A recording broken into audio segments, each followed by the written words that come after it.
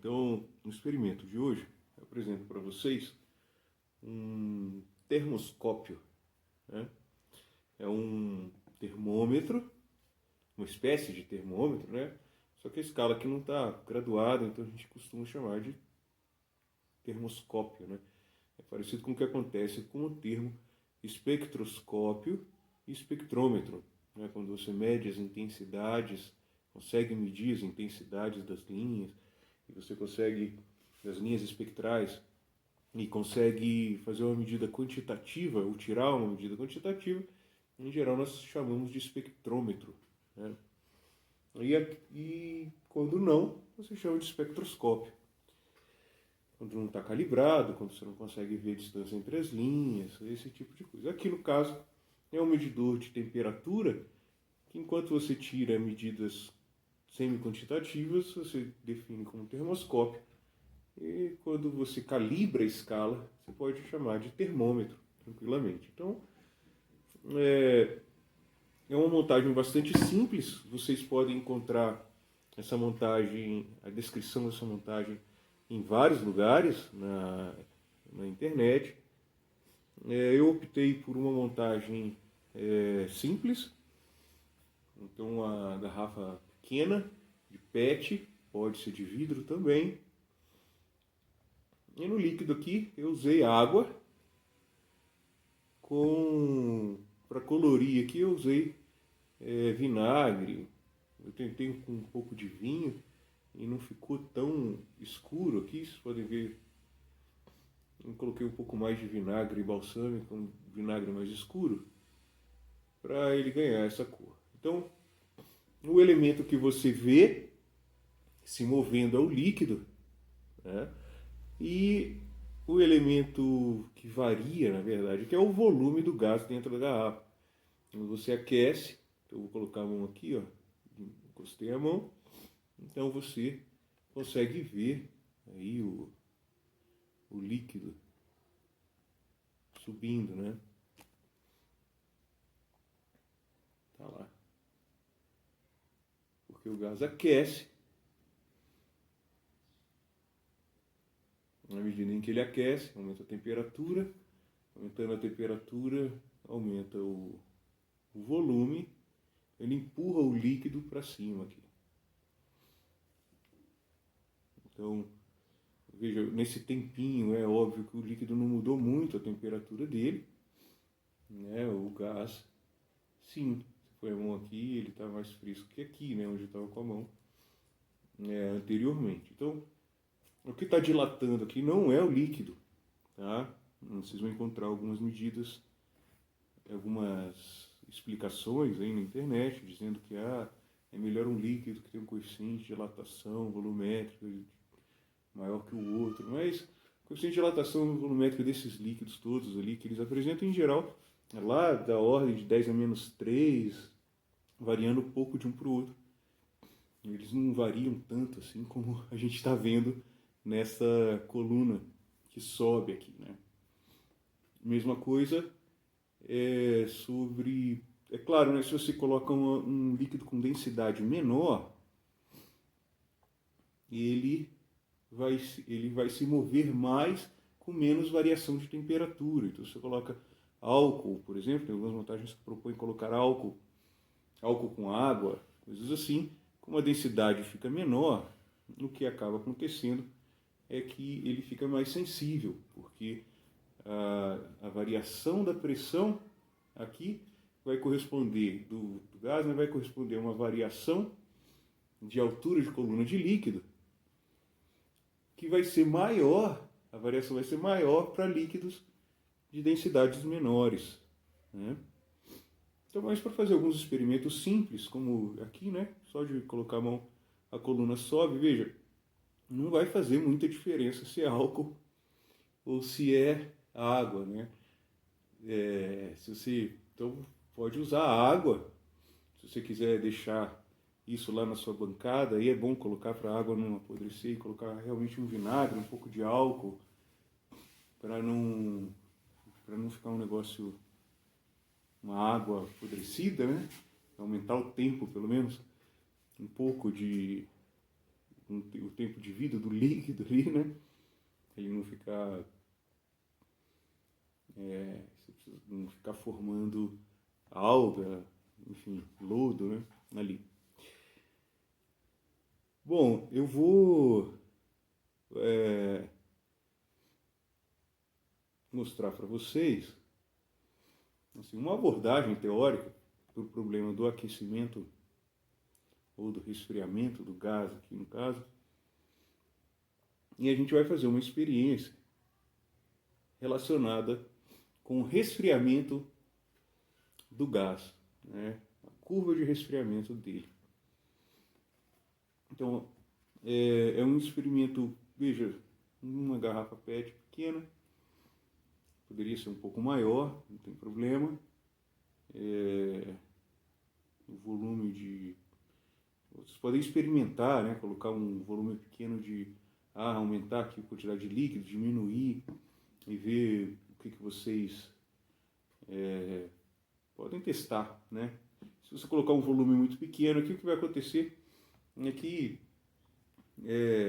ele vai acabar, se o canudo é muito grande, quando ele subir, ele vai acabar entrando o ar também, né? E subindo com a coluna, ele vai ficar subindo a coluna e uma bolha de ar, aí pode ser que gere uma confusão ali.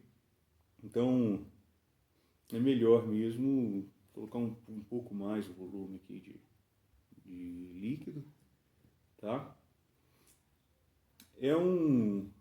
Veja, é um termoscópio ou um termômetro, caso você calibre, realmente sensível, né? Se você tiver uma outra escala, né, um termômetro, e você quiser marcar as temperaturas, por exemplo, temperatura ambiente, né, você consegue aqui fazer uma escala aí da ordem de 1 em 1 centímetro, vai corresponder, sei lá, a gente vai fazer o cálculo, mas a 0,3 Kelvin, por exemplo, né, se eu não me lembro bem, é mais ou menos isso a conta indica, né, que a cada centímetro de coluna de água equivale mais ou menos a 0,3 Kelvin, né, que seria também 0,3 graus Celsius de variação. Então, visualmente, você consegue ver bem claramente, né, quando ele sobe 1 centímetro. Então, as variações aqui de temperatura são bem pequenas e você ainda vê o movimento da coluna de líquido, certo? Bom, é melhor pegar um canudo mais fino, tá? Porque no tratamento matemático a gente vai acabar tratando esse volume aqui como sendo constante em comparação, né? A gente não fica, enfim, a gente vai trabalhar como uma relação entre pressão e temperatura, em que esse volume fica constante. Então, quanto menorzinho esse canudo, mais fino, né, é melhor. Isso também vai fazer tanta diferença assim, vai depender também da largura da garrafa. Então, veja, é um experimento, vou explicar para vocês, né? Então, você coloca um pouco de líquido, você vai simplesmente furar a tampa da garrafa, mais ou menos a espessura aqui do diâmetro do furo circulado de acordo com o diâmetro do canudo, né? Com a seção do canudo. Vai colocar o canudo dentro, sem deixar ele amassar, de preferência, né? E, bom, aqui eu coloquei cola quente para vedar. Você vai precisar vedar isso daqui, tá bom? Eu não tenho cola quente, o que eu faço? Bom, aí você põe uma massinha, essas massas que as crianças brincam, ou você põe Bom, você pode colocar cola, qualquer tipo de cola, na verdade, aqui. Funcionaria, uma cola que vede. A ideia é que ela não deixe o ar passar. Então, se você não tiver nada, coloca um chiclete. Coloca o chiclete aqui, assim, dá um jeito, tá? Então, aqui eu fiz uma marcação de centímetro em centímetro, para depois, se eu quiser calibrar, né? Mas no nosso experimento aqui, que eu vou propor posteriormente, a gente vai usar essa escala aqui, centimetrada. E na hora que você colocar aqui, a ponta aqui tem que mergulhar dentro, a ponta do canudo tem que mergulhar dentro do líquido. Se não mergulhar, não vai funcionar, né? Então tem que mergulhar. Ela mergulhou, no caso aqui, como subiu um pouco aqui já, porque quando eu pressionei para baixo aqui, ele acabou subindo, forçando o líquido um pouco para cima. Mas eu não quero que fique aqui, porque aqui, bom, até poderia, né? A gente vai ver a curva de aquecimento, né? Então, à medida que a gente aquece aqui, dá para ver o líquido subindo ali, mas só que vai chegando aqui no estágio final, ele vai subindo muito devagar, né? Então, na verdade, eu queria que esse negócio tivesse já aqui no início. Como é que eu vou fazer isso? Se eu apertar, ele só vai subir e descer, né? Então eu vou soprar aqui, de maneira a aumentar um pouco a pressão aqui, soltar uma borbolha aqui, bem pequenininho. Aí você sopra devagarzinho, só para não subir demais também aqui, que você não quer que fique muito aqui para cima, né? Então eu vou soprar, ó.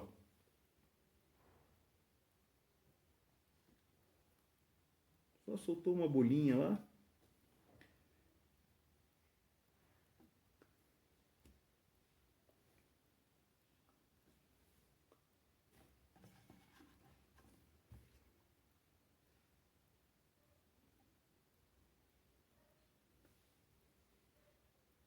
Estou fazendo bem devagarzinho porque eu quero que ele fique aqui, eu não quero que ele suba demais.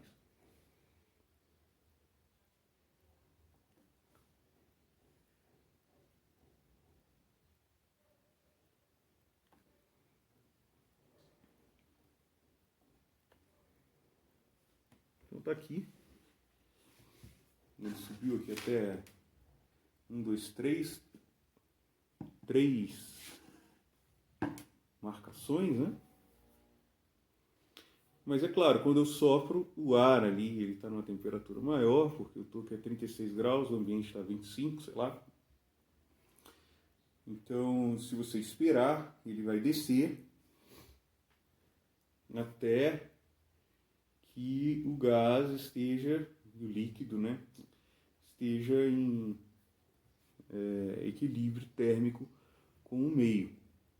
Então veja que a gente vai simplificar o problema para descrever matematicamente, mas tem um monte de coisa envolvida, né? É claro que a temperatura do líquido também varia um pouco, né? Você tem a garrafa, que também não é um bom condutor de calor. Então, o resfriamento do gás, por exemplo, se a gente for estudar o resfriamento do gás, eu vou aquecer, vai subir ali, e no que vai chegar num lugar, eu vou soltar e vou começar a monitorar o tempo em que passa em cada marquinha dessa. Então, na verdade, é o resfriamento do gás, mas também é o resfriamento da garrafa, né?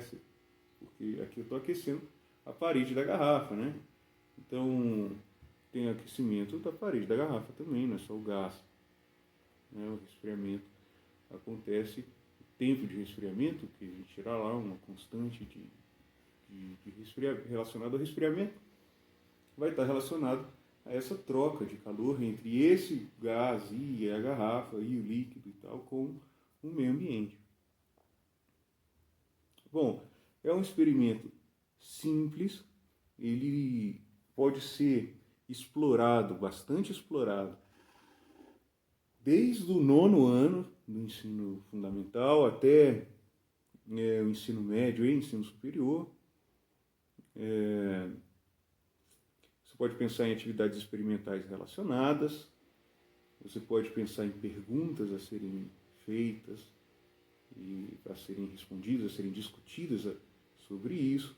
É um termômetro, um termoscópio que todos os estudantes podem fazer, porque é bem simples, né? É um negócio de estrutura bem simples. Ah, eu só tenho PET grande. Ah, pode fazer, experimente fazer com uma PET grande para ver como que ela se comporta. Enfim, canudo mais grosso, canudo mais fino, se quiser experimentar, pode experimentar. Eu acredito realmente assim que ele tem muitos conceitos interessantes aqui que podem ser explorados, e no caso do aluno fazer, ele pode então explorar com a própria mão, as próprias mãos, né? No caso do ensino superior, nós podemos estudar termodinâmica fora do equilíbrio aqui, né? Fazer alguns, justamente, como eu estava falando, ver curvas de aquecimento e resfriamento do corpo, modelagem física, né? Modelagem matemática do comportamento de resfriamento e aquecimento. Então, você pode desenvolver a capacidade de lidar com gráficos, de linearização de gráficos também. E é isso que eu vou pedir para vocês.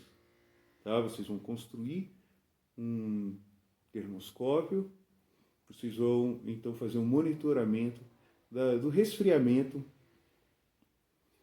do gás ali, né? Juntamente com a parede da garrafa, à medida em que o tempo passa. Então vamos construir um gráfico, vamos tentar fazer a linearização desse gráfico, ver se realmente vai dar. O modelo que a gente vai fazer é um modelo exponencial de variação de temperatura no tempo. E aí eu quero que vocês façam a linearização para ver se funciona. E basicamente é isso. Tá bom? Lembre-se, você não precisa explorar até, igual eu estou dizendo, né, a curva de aquecimento. Eu peguei um experimento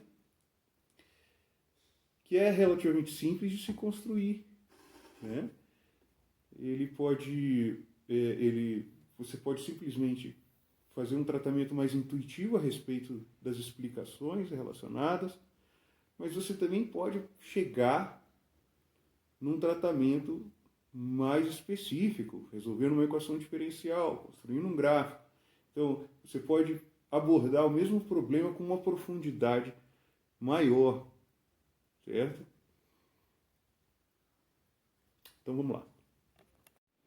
Então, está aqui o nosso quase termômetro, né? É um termoscópio com uma escala de temperatura sem calibração, né? Nós não temos determinados valores, certo? Mas vai ser possível a gente fazer um estudo quantitativo da curva de resfriamento do gás, né? Então, se nós... Eu não sei se o aquecimento daria certo, eu acho que fica mais fácil a gente monitorar o resfriamento, né? Então, eu vou aquecer, então ele vai subir, vou deixar ele subir ali até as marcas finais.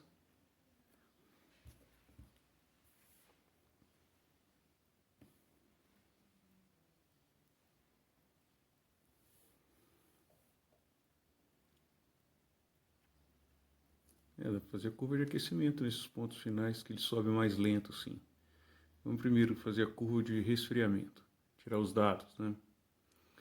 Então veja, ele está quase chegando lá nas últimas marcas, eu vou deixar passar ali na penúltima. Quando ele passar na penúltima, ali até a metade, antes de transbordar, eu vou tirar a mão e esperar ele esfriar. No que ele esfria, quando passa na primeira marca, eu vou começar a contagem do cronômetro, certo? E a cada passagem de marca, eu vou marcar o tempo no cronômetro. Então veja, eu vou soltar. Quando passar na primeira marca, eu aperto. Apertei e soltei. Então agora eu vou fazendo isso, cada marca, olha lá, deu, cada marca que ele passa.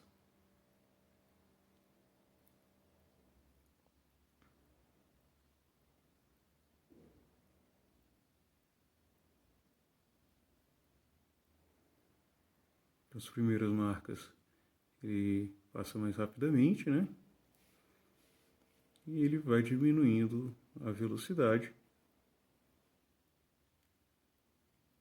porque a taxa de variação de temperatura também vai diminuindo, porque a temperatura do gás vai chegando mais próximo da temperatura do ambiente e, portanto, a troca de calor vai diminuindo, né? Vai se tornando mais lenta.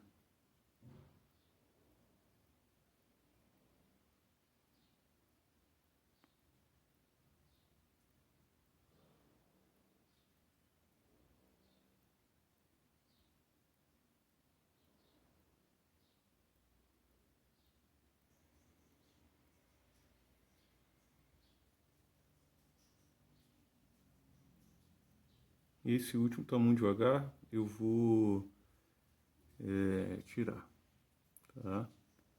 Então, pausou. E vou pegar só esses 8 primeiros pontos. Ok? Ok. Então você pode tirar um print da tela do seu celular, né? Se você estiver usando o celular. E depois usar esses dados ou na confecção do gráfico no papel milimetrado, ou na régua, ou no computador. Essa tarefa eu sugiro que você faça no computador. Tá? Então vejam que eu digitei aqui os dados no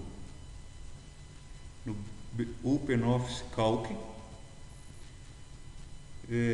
Os dados do tempo, uma das medidas, e a diferença de temperatura, que no caso eu considerei cada marcação de 1 centímetro 0,3 graus, né, ou 0,3 Kelvin.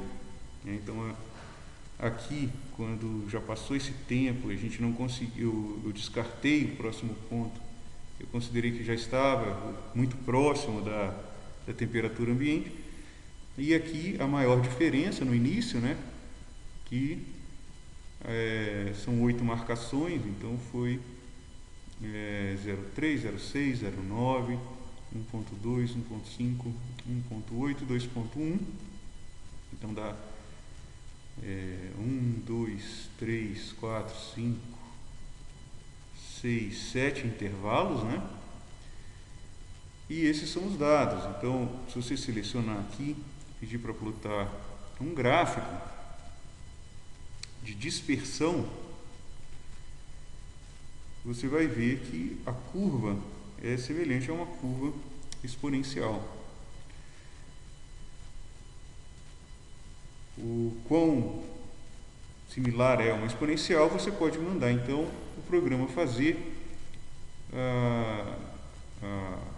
plotar, né, desenhar a melhor reta de acordo com os programas, método de otimização que ele tem aqui. Então a linha de tendência, no caso é uma exponencial, eu quero que mostre a equação e mostre o r quadrado, ok, e aí nós temos a curva ajustada, o r quadrado é muito bom, muito perto de 1, né? E aqui está o fator, aqui a constante, né, que é 0,028, que deu nesse caso aqui. Então, esse é um gráfico, é claro que você pode mexer aqui nas escalas para colocar tempo e aqui temperatura, né? Colocar um título também, e Ótimo. Então, aqui nesse caso aqui, esse programa já dá exponencial, certo? Mas você pode também fazer a linearização. Às vezes a linearização favorece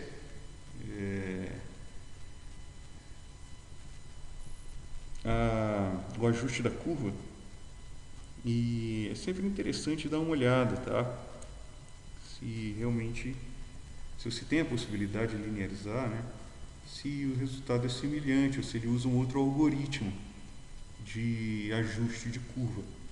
Então, aqui o que a gente vai fazer para linearizar é copiar ao mesmo tempo, calcular o logaritmo aqui, então igual ln, abre parênteses, da diferença aqui do tempo, né, da temperatura, né?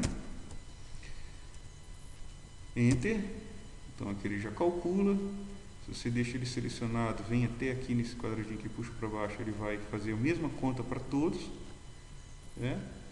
Então você veja, aqui a gente pediu para a célula B8, ln de B8, então B8 está aqui, esse é ln de B8. A próxima, ln de B9, e assim por diante, B10, B11, B12, B13, B14. Aqui vai dar erro, porque não tem ln de 0, certo? Então, esse último ponto nós não vamos considerar. Então, se você plota também um gráfico de dispersão desses pontos, dispersão concluir, você vai ver que dá uma reta com coeficiente angular negativo e você pode também pedir para inserir aqui a linha de tendência. Mesma coisa, aqui no caso, só que aqui vai ser linear, mostrar a equação e o r quadrado, né? É para a gente achar então o mesmo valor de coeficiente se ele usar um método de ajuste similar, né? Então, é o que acontece aqui. Veja, deu 0,282674 e aqui 0,282674, né? Então, esses são os dois gráficos que eu gostaria que vocês fizessem para cada tomada de dados. Existe a possibilidade de você conhecer o erro associado a isso daqui. O programa também faz através de uma função matricial. A função matricial, ela exige então que primeiro você selecione 2 colunas e 5 linhas, então são 10 células, e você então vai, depois de selecionado, colocar igual, vai escrever proj.lin, abre parênteses. Aí ele já mostra aqui para você os dados, o que ele está pedindo, né? Qual que é a entrada. Então, é dados de y, né, que é esse daqui, são esses daqui, ponto e vírgula. Os dados de x, ponto e vírgula. E 2 parâmetros, que é se é do tipo linear, né? E aí você responde que sim, colocando 1. E se você quer ver as outras estatísticas, mesma coisa, você vai clicar 1 e vai fechar parênteses. Como a função matricial, seja no Excel, seja no Calc do OpenOffice, você vai colocar então Ctrl, Shift e Enter. Se você colocar só Enter, ele não vai fazer direito, tá? Então Ctrl, Shift, aperta e o Enter tudo junto, né? Então veja que aqui o que a gente tem é o parâmetro da reta, tá? Desses dados aqui no caso, e o erro relacionado. Então isso aqui é o coeficiente angular da reta e o erro relacionado, e aqui o coeficiente linear da reta e o erro associado. Tem o r quadrado, que é na verdade o quanto a covariância das duas variáveis, relacionada às duas variáveis, explica a variância total, a multiplicação das duas variâncias, né? Variância em x, variância em y, é explicado praticamente totalmente pela covariação das duas. Então, o ajuste é muito bom, tá? Mostrando que realmente nós temos uma exponencial nesse caso desse experimento e os resultados estão de acordo com a lei de resfriamento do Newton, tá? Então, eu quero que vocês façam 3 coletas de dados desse tipo. Vou mostrar aqui para vocês. Aqui eu tenho 1, 2, 3, tá? Mesma coisa, análise dos dados linearizados, para os 3 casos, e aqui estão os 6 gráficos, né? Eu vou sugerir então que vocês façam uma média e um desvio desses 3 coeficientes aqui de resfriamento, tá?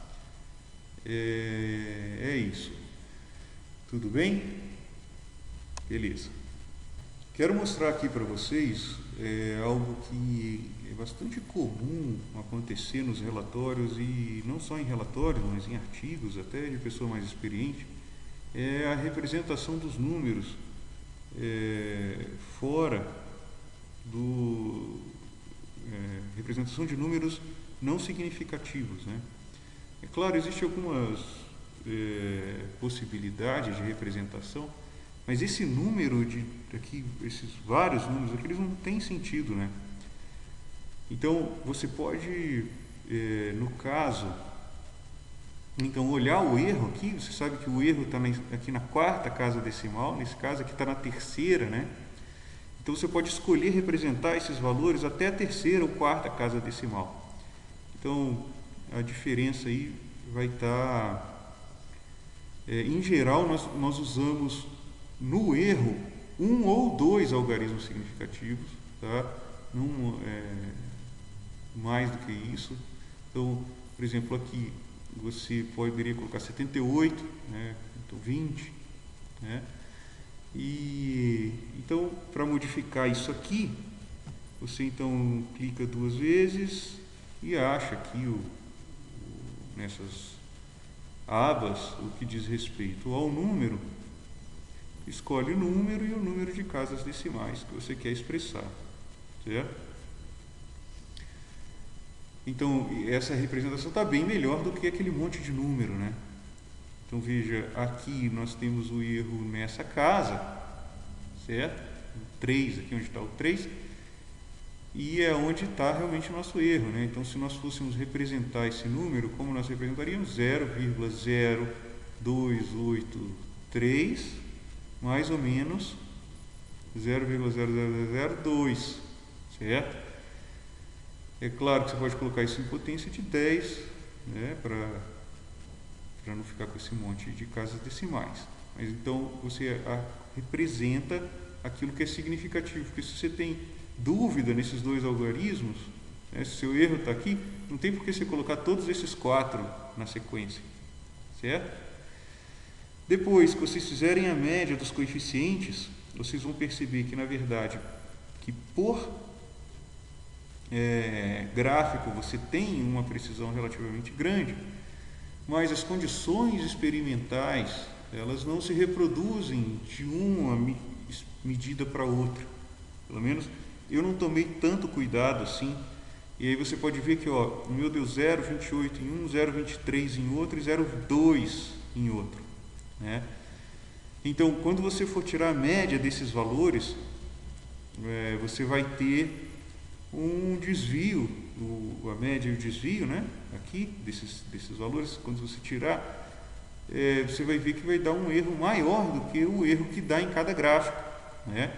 Esse erro tem relação com, imagino que em especial, a área que você aqueceu da superfície da garrafa, que vai ser um pouco maior numa ocasião do que em outra, né? Essa é uma possibilidade, né? Então, enfim, o erro maior eu acho que vem daí, né? Não é em cima do gás em si, né? Mas sim da superfície da garrafa. Quando você coloca a mão ali, às vezes você coloca numa área maior ou numa área menor, né? Para aquecer a superfície da garrafa e para aquecer o gás, né?